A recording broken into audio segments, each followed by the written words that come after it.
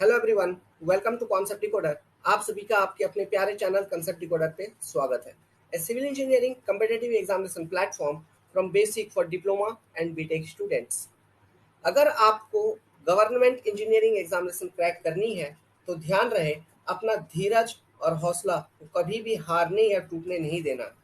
Dedicated preparation in a discipline in right direction according to syllabus of the examination is very much important. इसी के साथ I wish you good luck for your examination. Let's start the topic now. अब ध्यान दीजिएगा, I am going to share you complete dedicated preparation strategy for SSC JEE 2022 examination. लगभग 40% समय 2022 की बीत चुकी है और आपके हाथ में बचा अभी 60% ऑफ टाइम। और एसएससी जेईई का जो प्री का एग्जामिनेशन होगा वो होगा 2023 के मार्च के अंदर में। So this is the right time when you need to start your preparation. अब लेट करने से आपको कोई फायदा नहीं बचा लो। So this is the right time. आज के टाइम पे एसएससी जेईई एग्जामिनेशन जो है उसे हम मिनी इंजीनियरिंग सर्विस एग्जामिनेशन कहते हैं, mini ESC.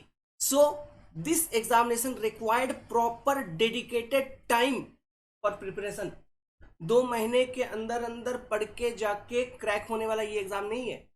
This exam required time and dedicated preparation in right direction. So I will share you the right preparation strategy using which you can crack the examination. It will be very helpful. ये जो video है ये important होगी सभी student के लिए जो SSC JEE 2022 को अटेम्प्ट करना चाहते हैं। Final year diploma and BTech student, आप सभी के लिए सुनहरा time and this is the right time when you need to start your preparation. Okay, so listen and understand the strategy carefully. और एक बात कह देना चाहता हूँ, ये वीडियो मैं क्यों बना रहा हूँ। ये वीडियो हम इसलिए बना रहे हैं क्योंकि आप लोग ऐप को डाउनलोड करते हैं और हमें मैसेज करते हैं एसएससी जेईई। अब हमारे पास कॉल करने के लिए कोई स्टाफ है नहीं। I am the one and only man here जो आपको पढ़ाते हैं। मैं ही अभी आपको कभी कभी फ़ोन कर लेता हूँ बस। सो मैं आपको कॉल करूँ, हर एक स्टूडेंट को कॉल करूँ। दिन भर में 100-50 डाउनलोड्स करते हैं लोग। अभी 100-50 लोगों को कॉल करूं, आधा घंटा मैं स्ट्रेटेजी समझाऊं, it will take a lot of time. उतना टाइम मेरे पास नहीं है पर्सनली। ओके, हमें मुश्किल से दिन भर में स्टडी करवाने के लिए, मीन्स आप लोगों का प्रिपरेशन करवाने के लिए 3 से 4 घंटे अवेलेबल हो पाती है। सो अब 3 से 4 घंटे में मैं कितने लोगों को मतलब फ़ोन पे समझाऊं। और ऐसे भी होते हैं कुछ बच्चे डर के फ़ोन नहीं उठाते, ऐप तो डाउनलोड कर लेते हैं। अब कभी कभी फ़ोन भी करता हूँ तो एक रिंग जाता है, उससे ज़्यादा नहीं जाता है मेरा। ओके, सो आप लोग शर्माइए मत, कुछ नहीं, स्ट्रैटेजी को फॉलो करिए। सुनिए, सबसे पहला बात हम लोग करेंगे एसएससी जेईई एग्जामिनेशन में मार्क डिस्ट्रीब्यूशन का।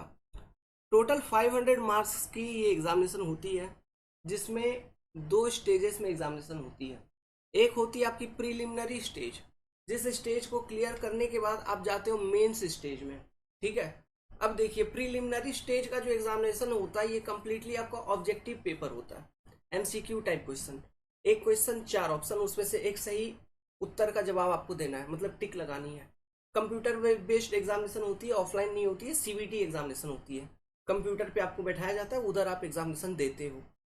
ठीक है, अब देखिए, तो प्री एग्जाम क्लियर करोगे, उसका अपना कट ऑफ निकलेगा। उसके बाद वो कट ऑफ अगर आपका क्लियर होता है तो ही जाके आप मेंस एग्जाम में बैठेंगे, नहीं तो नहीं। सो इसका मतलब अगर प्री क्लियर नहीं हुआ तो मेंस क्लियर नहीं होगा। क्लियर है। अब चलिए मार्क को देखते हैं। प्री में 200 नंबर के एग्जामिनेशन होते हैं और मेंस में 300 नंबर का होता है। प्री का जो 200 नंबर है उसमें 100 number technical exam, technical subject से एमसीक्यू क्वेश्चन पूछे जाते हैं। नॉन टेक्निकल सब्जेक्ट भी 100 नंबर का होता है जिसके अंदर आपसे 50 नंबर पूछे जाते हैं जीके, जीएस और करंट अफेयर को मिला के। 50 नंबर की सीधा सीधा होती है रीजनिंग। ठीक है, तो ये हो गया 100 नंबर नॉन टेक का, 100 नंबर टेक्निकल का प्री के अंदर। बात करते हैं मेंस का। मेंस कंप्लीटली टेक्निकल होता है 300 नंबर का, जो कि कन्वेंशनल टाइप होता है। यहाँ पर आप ऑब्जेक्टिव क्वेश्चन नहीं, कन्वेंशनल, मतलब आपको क्वेश्चन दिया रहेगा, बीम दे दिया रहेगा, बीम को डिजाइन करो, किसी के बारे में लिखने के लिए बोलेगा, ऐसा ऐसा क्वेश्चन रहता है 300 नंबर का, कन्वेंशनल। समझ गए? ओके, प्रीलिमिनरी एग्जाम का जो क्वेश्चन पेपर है उसमें आपको कैलकुलेटर अलाउ नहीं किया जाता उसको सॉल्व करने के लिए, नो कैलकुलेटर। लेकिन मेंस वाले में, कन्वेंशनल में, हाँ आप कैलकुलेटर लेके जा सकते हैं, नॉन प्रोग्राम एबल वाला। ठीक है, बहुत डिजिटली बहुत एडवांस वाला नहीं, नॉर्मल वाला जो आप यूज करते हो वो वाला। ठीक है, ये टोटल जो 500 मार्क्स आपको दिख रहा है, इसमें से 400 नंबर तो केवल सिविल सिविल है। क्या समझे?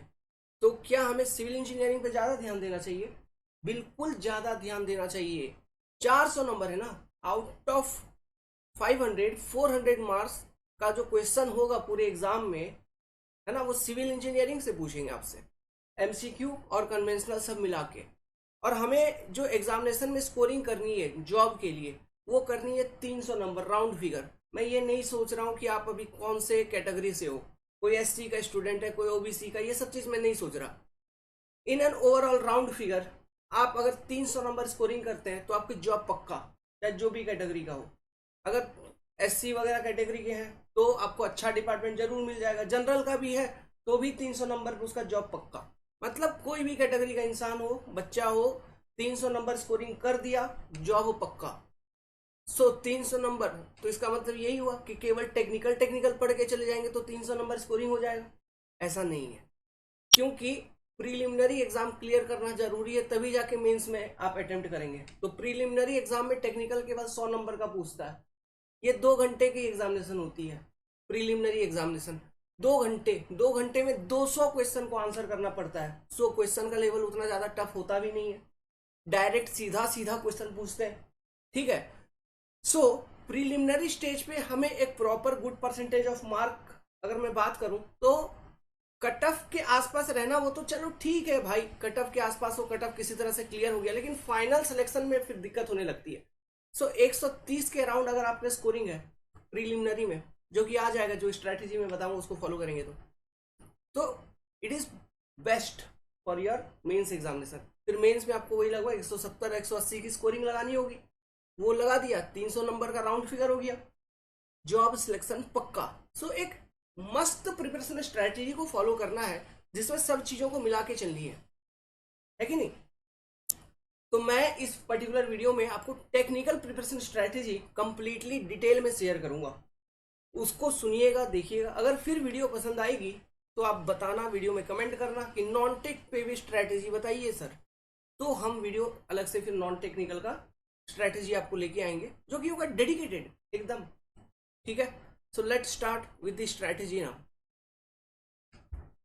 ये जो स्ट्रेटेजी है, ये स्ट्रेटेजी है अप्रैल से लेके अक्टूबर तक। ठीक है, अक्टूबर का कंप्लीट महीना ले लो, नवंबर का भी 10-15 दिन ले लो, तब तक, मतलब अप्रैल से अगर कोई बच्चा स्टार्ट करता है तो लेके अक्टूबर या नवंबर के मिड मंथ तक का ये स्ट्रेटेजी होगा। इसमें 2 मटेरियल आपको चाहिए। सबसे पहले हमारे क्लासेस, ठीक है, जो कॉन्सेप्ट डिकोडर के स्टूडेंट है उनके लिए आप ध्यान से सुनिए, जो नहीं भी है, जो और कहीं से भी प्रिपरेशन कर रहे हैं, कोई बात नहीं करिए, लेकिन जो स्ट्रैटेजी मैं अभी शेयर करने वाला हूँ उसको जरूर सुनिएगा। आपको बुक जो चाहिए होंगी, बेसिक बुक, सबसे पहले 3 बेसिक बुक ये चाहिए। Previous year question bank of engineering service examination, MCQ वाला, पेपर 1, ठीक है, एमसीक्यू, मेंस का नहीं चाहिए अभी। Previous year question bank of SSC JE, MCQ वाला ये चाहिए। Previous year question bank of SSC JE mains, SSC JE का मेंस भी चाहिए। मतलब अभी आप सब्जेक्ट को स्टार्ट करो, मतलब अभी आप स्टार्ट करोगे चीजों को, ठीक है, अभी कुछ भी नहीं पढ़ा, माइंड में जीरो, एकदम नादान हो, एकदम नादान, अभी एकदम स्टार्ट कर रहे हैं फ्रॉम जीरो। ठीक है, तो ये मटेरियल्स आपको चाहिए। एक तो अपने क्लास वीडियो, या फिर और कहीं से भी ज्वाइन किए तो उनके क्लासेस वीडियो, अब उनके कैसे होंगे नहीं होंगे हमको मालूम नहीं, लेकिन हाँ होप कि बेस्ट होंगे, अच्छे होंगे, तो उनके मटेरियल प्लस ये 3 बुक आपको चाहिए ही चाहिए। ओके, अब आगे बढ़ते हैं। यहाँ पे सुनिएगा बात, यहीं पे बात सुनना है, इंपॉर्टेंट पार्ट यहीं पे डिस्कशन होगी। डेली कम से कम 6 घंटा आपको देना ही देना है, मिनिमम 6 आवर पर डे। ठीक है, अब देखो क्या करना है। सब्जेक्ट को स्टार्ट किया, हम वेटेज के हिसाब से सब्जेक्ट को स्टार्ट करेंगे, मतलब जो बड़े बड़े पेपर से पहले उनको कवर करेंगे, जैसे सॉइल को कवर करेंगे, सोम को कवर करेंगे, है ना, आरसीसी को कवर करेंगे, fluid mechanics, open channel flow, irrigation engineering, highway, इस तरह से कवर अप करते चलेंगे। मतलब जो बड़े बड़े पेपर हैं, है ना, उनको पहले हम कवर करेंगे, जिसका वेटेज ज्यादा आता है एग्जामिनेशन में। देखिए प्रीलिमिनरी एग्जामिनेशन में तो सभी पेपर का लगभग लगभग लगभग on an average equal weightage होती है, लेकिन मेंस में आगे पीछे हो जाता है। ठीक है, तो हम 2 चीजों को ध्यान में रख के अपना प्रिपरेशन करेंगे, क्योंकि ऐसा ना हो कि हम मेंस के लिए फिर प्री के बाद अलग से प्रिपेयर करने बैठे फिर मेरा प्री निकला, लेकिन हमने थोड़ा सा गलती के कारण मेंस मिस कर दिया। ये भी होती है, और ये होती है मैक्सिमम स्टूडेंट के साथ होती है, बहुत सारे स्टूडेंट के साथ। ठीक है, सो हम सबको ले दे के चलेंगे, मिला जुला के चलेंगे। तो देखिए स्ट्रैटेजी क्या है। लेट्स सपोज आपने एक पेपर को स्टार्ट किया, अभी सॉइल मैकेनिक्स स्टार्ट किया या सोम स्टार्ट किया, मान लो सोम स्ट्रेंथ ऑफ मटेरियल को स्टार्ट किया। तो जो क्लासेस आपको मिले, आप वहां से स्ट्रेंथ ऑफ मटेरियल को पहले पढ़े पढ़े, नोट्स बनाए, अच्छे से कवर अप कर लिया सब्जेक्ट को। मान लो 10-15 दिन आपको लग गया सब्जेक्ट को कवर अप करने में।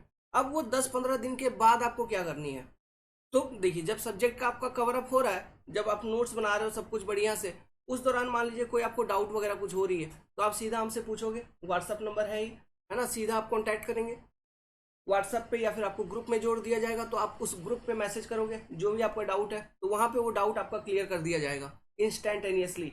फिर हम आगे बढ़ेंगे। तो इस तरह से सब्जेक्ट कवर अप होगी।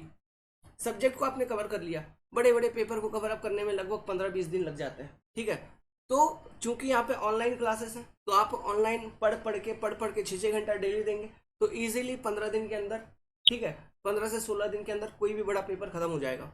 उससे ज़्यादा टाइम का होता नहीं है।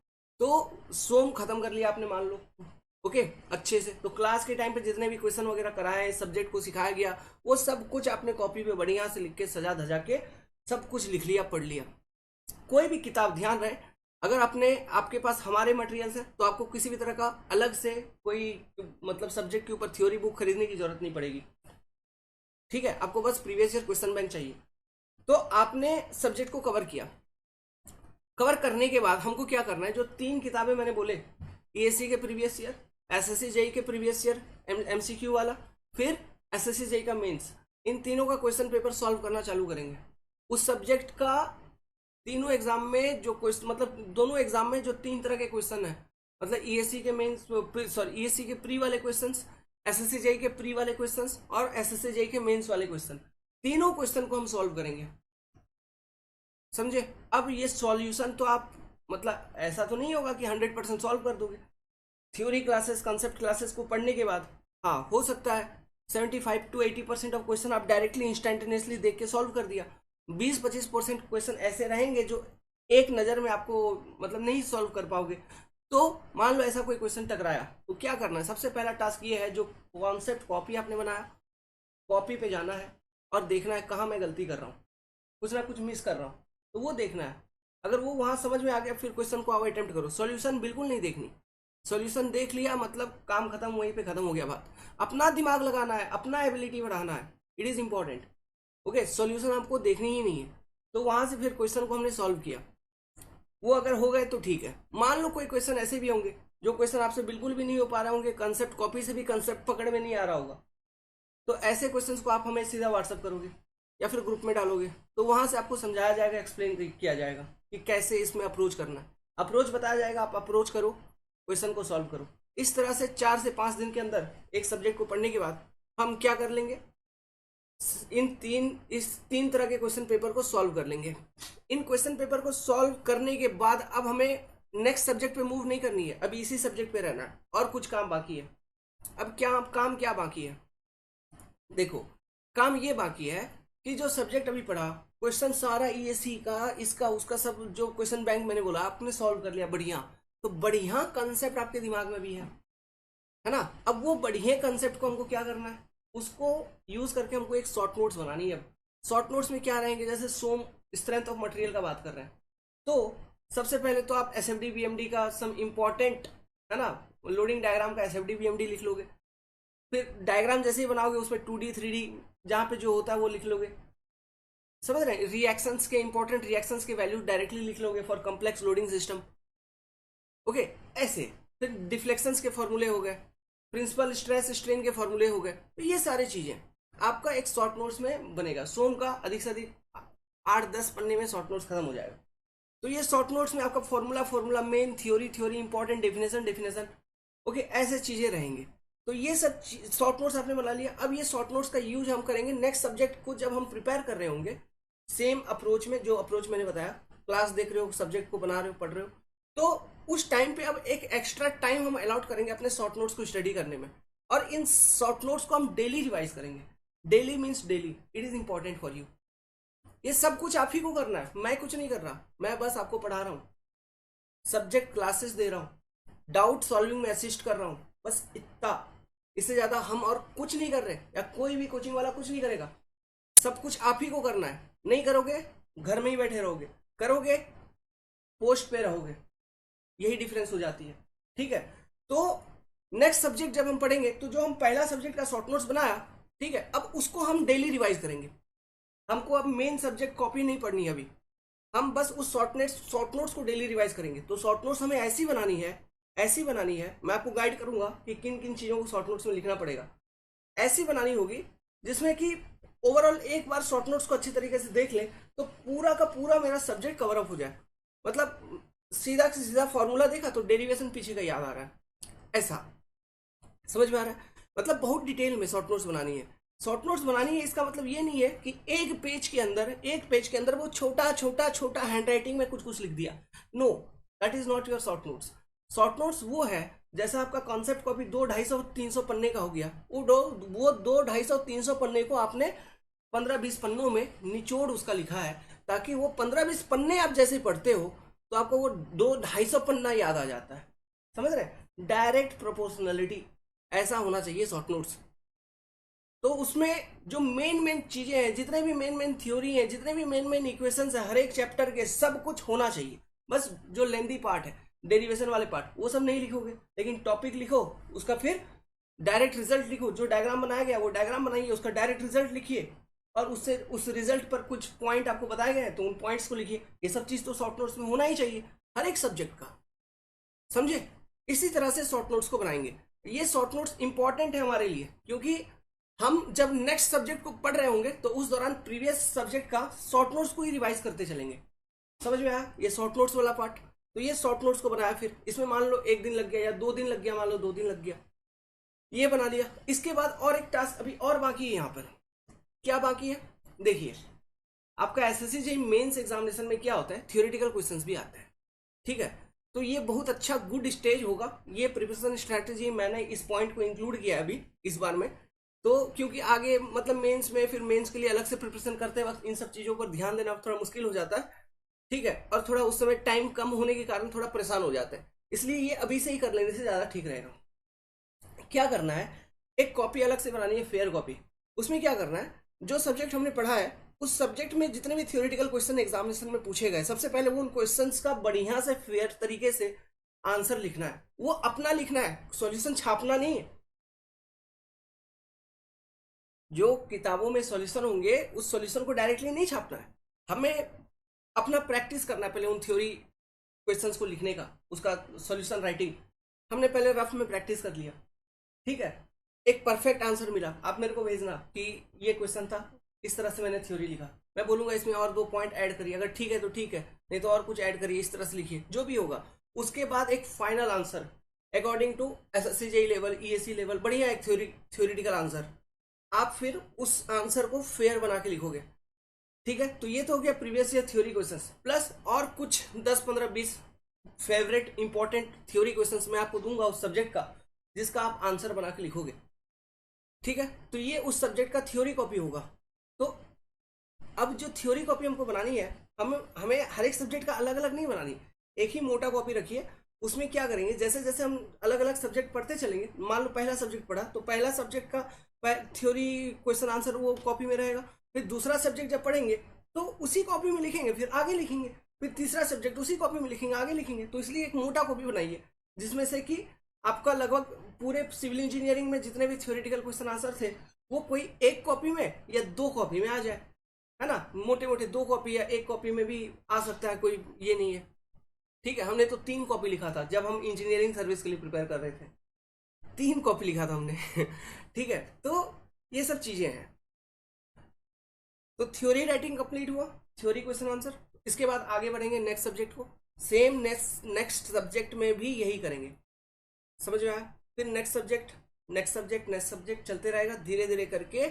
आपका एक बेसिक प्रिपरेशन जो अभी है ये 5 से 6 महीने के अंदर आगे आने वाले टाइम में, मतलब लगभग मान लीजिए आज से भी आप स्टार्ट कर रहे हो, 5-6 दिन, 1 सप्ताह और लेता हूं मैं, तब से आओ तो अक्टूबर या नवंबर का मिड मंथ तक आपका पूरा का पूरा सिविल इंजीनियरिंग इस तरह से कंप्लीट हो गया। अब वो देखिए, अब आपके पास क्या है, काउंटिंग करो। ये प्रिपरेशन होने के बाद आपके पास क्या बचा, what you have now around अक्टूबर। ठीक है, मैं ये समझ रहा हूँ कि आपका ये स्ट्रैटेजी, जो स्ट्रैटेजी अभी मैंने शेयर किया उसके अकॉर्डिंग तब तक आपका सारा प्रिपरेशन कंप्लीट हो गया अकॉर्डिंग टू दिस। अब आपके पास क्या है, पहला main copy of all subject है, short notes of all subject है, आपने प्रीवियस ईयर क्वेश्चन सॉल्व कर लिए इंजीनियरिंग सर्विस के, एसएससी जेईई प्री के, मेंस के। ठीक है, चौथा पॉइंट, सारा का सारा सब्जेक्ट पूरा civil engineering at a time आपके दिमाग में है। क्यों दिमाग में है, एक तो इतने अच्छे तरीके से पढ़ा, इन क्वेश्चंस को सॉल्व किया आपने, है ना, आपने शॉर्ट नोट्स बना के शॉर्ट नोट्स को हर एक सब्जेक्ट का डेली याद किया था। तो फॉर्मूला फॉर्मूला सब कुछ, फॉर्मूला डेफिनेशन सब कुछ आपके मुंह पे रटा हुआ होगा। अगर इस स्ट्रेटेजी को फॉलो करेंगे, डेडिकेटली फॉलो करना इंपॉर्टेंट है माय डियर फ्रेंड्स, ये जरूरी है। उसके बाद एक आइटम और है आपके पास, याद करो, थ्योरी क्वेश्चन आंसर नोटबुक भी है आपके पास। ठीक है, अब देखिए, अब ये जो 5 आइटम बचे, इसमें से हमारा काम का अब क्या है, मतलब आपका बेसिक प्रिपरेशन खत्म हो गया। अब इसके आगे, ये तो अक्टूबर नवंबर का बात कर रहा हूं, या फिर मान लो इस साल का एंडिंग मान लो, दिसंबर तक मान लो, ये खत्म कर लेना आपको। ठीक है, ये 5 आइटम आपके पास दिसंबर तक में होना चाहिए। दिसंबर के बाद हम क्या करेंगे, वहां पर हमारा इन 5 आइटम में से कौन कौन से आइटम यूजफुल होंगे। अब पहला वाला इंपॉर्टेंट होगा, main copy of all subject, ये इंपॉर्टेंट है। दूसरा, short notes of all subject important है। फिर चौथा वाला पॉइंट इंपॉर्टेंट है, ये सारा सब्जेक्ट का कंसेप्ट आपके माइंड में है। ठीक है, मतलब ऑन एन एवरेज ऊपर की जो 2 चीजें हैं वो अब आपके काम की चीज है। ठीक है, अब क्या करना है, अब आगे का बताता हूं। मतलब हाथ में हमारे पास किसी भी तरह से 3 महीने रहेंगे। अगर अभी से भी आप प्रिपरेशन इस तरह से करोगे तो हमारे पास हाथ में 3 महीने रहेंगे आपका ये बेसिक प्रिपरेशन कंप्लीट होने के बाद। अब ये जो 3 महीने हैं मिनिमम, उसका जो प्रिपरेशन स्ट्रेटेजी होगा, ठीक है, वो हम क्या क्या फॉलो करेंगे। अब हमें एक और किताब मंगाएंगे हम, एमसीक्यू प्रैक्टिस क्वेश्चन बैंक हम मंगाएंगे। यूथ कंपटीशन का किताब देखियो, उसका किताब मंगा सकते हो। उसका 2 वॉल्यूम वाला भी एक किताब आता है और एक किताब आता है 5 वॉल्यूम वाला, तो इन दोनों में से किसी को भी मंगा सकते हैं। हमारे पास चूंकि टाइम है तो हम इजीली सॉल्व कर लेंगे चीजों को। क्यों क्यों इजीली सॉल्व हो जाएगा, क्योंकि बहुत सारे क्वेश्चन तो आपने सॉल्व किया कर रखा होगा पहले से, प्लस बहुत सारे सब्जेक्ट ऐसे होंगे जैसे बीएमसी, उसमें केवल theory theory theory theory question answer होगा। आपको इतना रटा हुआ होगा मुंह पे, इतना याद किया हुआ होगा चीजें कि आप जैसे क्वेश्चन देखोगे आंसर आपके मुंह से निकल रही होगी, समझे। तो उसमें ज्यादा टाइम ही नहीं लगेगा। अरे 300 400 500 क्वेश्चन, मान लो किसी भी सब्जेक्ट का 500 क्वेश्चन है, 500 क्वेश्चन को दिन भर में सॉल्व करना है, ज्यादा टाइम नहीं देना, दिन भर में सॉल्व करना है। तो नहीं भी कम से कम तो यूथ एक बार क्या 2 बार हो जाएगा, तो 2 बार तो छोड़िए, आप कम से कम एक बार सॉल्व करिए। एक बार अच्छे से सॉल्व करना बहुत जरूरी है। उसके साथ अब हमारा क्या बचता है, हमने जो सब्जेक्ट कॉपी अपने बनाए थे उन सब्जेक्ट कॉपी को एक एक बार कम से कम रिवीजन करेंगे। फिर जो हमारे पास शॉर्ट नोट्स थे उनको बारंबार हम रिवीजन करेंगे, क्योंकि वो तो शॉर्ट नोट्स है ना। शॉर्ट नोट्स को तो आप दिन भर में, कोई एक सब्जेक्ट का शॉर्ट नोट्स है उसको 50 बार भी पढ़ लोगे। 50 तो ज्यादा बोल दे, कम से कम 10 बार तो पढ़ ही लोगे घुमा फिरा के, कभी कभी इधर उधर आधा आधा घंटा लगेगा। और देखो, एक बार रिवीजन कंप्लीट होने के बाद दोबारा रिवीजन में टाइम कम लगने लगती है, इसलिए मैं बोल रहा हूँ। ठीक है, क्योंकि चीजें आपको याद रहती है तो टाइम कम होता है रिवीजन का, समझ गए, इसलिए आप ज्यादा रिवीजन कर पाओगे। उसके बाद हमको बस यही करना है। फिर ये जो शेड्यूल बता रहा हूँ, अगर ये शेड्यूल के अकॉर्डिंग आप चलते हैं तो, मतलब अभी से अगर आप ज्वाइनिंग करते हैं हमारे यहाँ आके, तो नहीं भी तो कोई बात नहीं, आप जहां पर भी कर रहे हैं आप एटलीस्ट इस शेड्यूल को पकड़ने का कोशिश करिए। ठीक है, उसके बाद हमारे पास एग्जाम से 1 महीना का टाइम बचेगा, फिर फरवरी वाला महीना, क्योंकि जनवरी तक में हमने इन सब चीजों को खत्म कर लिया, रिवीजन वगैरह सब हो गई, यूथ वगैरह सब सॉल्व कर लिया हमने। ओके, तो वो जो 1 महीने का टाइम बचेगा उसमें क्या करना है, बस रिवीजन तो करनी है, रिवीजन लगातार चलते रहेगी आपकी। फिर हम क्या करेंगे, कोई टेस्ट सीरीज ज्वाइन करेंगे। टेस्ट सीरीज ज्वाइन करना जरूरी नहीं है, लेकिन इसलिए ज्वाइन करेंगे ना क्योंकि आप लोगों में से बहुत सारे स्टूडेंट फ्रेशर होंगे, डिप्लोमा वाले होंगे, बीटेक वाले होंगे, फाइनल ईयर वाले, वो लोग एग्जाम का माहौल अभी तक अटेंड नहीं किए होंगे, देखे नहीं होंगे। सो एग्जाम के माहौल को देखने के लिए, ठीक है, टेस्ट सीरीज ज्वाइन करना बहुत जरूरी है। ये टेस्ट सीरीज बहुत सस्ते होते हैं, 200-300 रुपए के होते हैं। मैं आपको बताऊंगा उस समय कि कहाँ से ज्वाइन करना है, कैसे करना है। बस हमको क्वेश्चन प्रैक्टिस करनी है, वो एग्जाम का माहौल के अकॉर्डिंग अपने आप को ढालना है 1-2 बार। ठीक है, आप 10 फुल लेंथ टेस्ट सीरीज भी सॉल्व कर लोगे वो पूरे महीने में, और सब्जेक्ट कॉपी को बहुत अच्छे से रिवीजन कर लिए, आपका कंप्लीट, आपका फुल पैकेज आपका डेवलप हो चुका है। अब आपको बस कुछ नहीं करना, अपना रिजल्ट के लिए वेट करना है। ठीक है, और कुछ नहीं करना। तो ये था आपका टेक्निकल का प्रिपरेशन स्ट्रेटेजी। तो ये 6-6 घंटे में ले रहा हूँ, 6 घंटे 7 घंटे आपके डेली के, और बाकी का पूरा जो टाइम है वो आप नॉन टेक्निकल में लगातार देते रहोगे। अब नॉन टेक में कैसे देना है, कौन से सब्जेक्ट में कैसे मूव करना है, वो तो मैं आपको डिटेल में बताऊंगा। आप वीडियो अगर आपको ये वाला पसंद आया तो आप कमेंट करिएगा कि नॉन टेक में कैसे मूव करना है, उसके ऊपर जानकारी दीजिए सर। ठीक है, नाउ मुद्दे की बात। अगर आपको कॉन्सेप्ट डिकोडर क्लासेस को ज्वाइन करनी है तो जो अपनी एनरोलमेंट फी है, it is 2999 for SSAJI civil engineering technical part. इसमें इसमें आपको व्हाट्सएप ग्रुप पे जोड़ दिया जाएगा, where I will be available with proper guidance to you up to your examinations, not only pre, up to mains. ठीक है, हम मेंस के भी क्वेश्चन सॉल्व करवाएंगे फिर। मतलब प्री, ये तो मैंने प्री तक का स्ट्रेटेजी बताया, प्री क्लियर करोगे, फिर प्री के बाद हम मेंस का स्ट्रेटेजी बताएंगे आपको। ठीक है, कि मेंस में फिर क्या करना है वो तब बताएंगे, ये अभी ज्वाइन तो करो। ये प्री तक का स्ट्रेटेजी है। जो कोर्स होगा अपना, उसका वैलिडिटी होगा आपके पास 3 इयर्स का। एंड्रॉयड ऐप के ऊपर आपको कोर्स पूरा का पूरा एक्सेस होगा। डाउनलोड करिए एंड्रॉयड ऐप को आज, चैनल को सब्सक्राइब कर दीजिए। आप लेट्स सपोज मान लीजिए एनरोलमेंट नहीं करना है, कोई बात नहीं, लेकिन हमारे चैनल पे जरूर सब्सक्राइब करिए, क्योंकि यहाँ पे मैंने कुछ कुछ फ्री में ऐसे सब्जेक्ट्स को पढ़ा रखे हैं जो कि आपके लिए बहुत इंपॉर्टेंट होगा माय डियर फ्रेंड। ओके, तो आप उन सब्जेक्ट को जो एटलीस्ट जो फ्री में हमने पढ़ा रखा है, जैसे ट्रांसपोर्टेशन इंजीनियरिंग हमने फ्री में पढ़ा रखा है, स्ट्रेंथ ऑफ मटेरियल हमने फ्री में पढ़ा रखा है, सॉइल मैकेनिक्स को हमने फ्री में बता रखा है, fluid mechanics, open channel flow, है ना, इनको भी बता रखा है। तो आप एटलीस्ट इन सब सब्जेक्ट को देख के जाओ, तो आपका कंसेप्ट क्लियर है एंड गुड परफॉर्मेंस होगा आपका एग्जामिनेशन के अंदर। कॉन्टैक्ट नंबर हमारी 7008420353। 6 year of teaching experience, 5 year of work experience for railways. बस आप you can trust on us कि किस तरह से हम प्रिपरेशन करवाएंगे, ये वो, इन सब चीज़ों पे ध्यान नहीं देना। फी इतने कम क्यों, ज़्यादा क्यों? इतने कम है फी इसलिए आपको कॉल नहीं जाता हमारी तरफ से ऐप को डाउनलोड करने के बाद भी, क्योंकि हमारे पास खुद टाइम नहीं है कि मैं आपको कॉल करूं। ओके, इसलिए हमने वीडियो बना दिया। Okay, take care, good luck. So this is the basic strategy what you have to follow.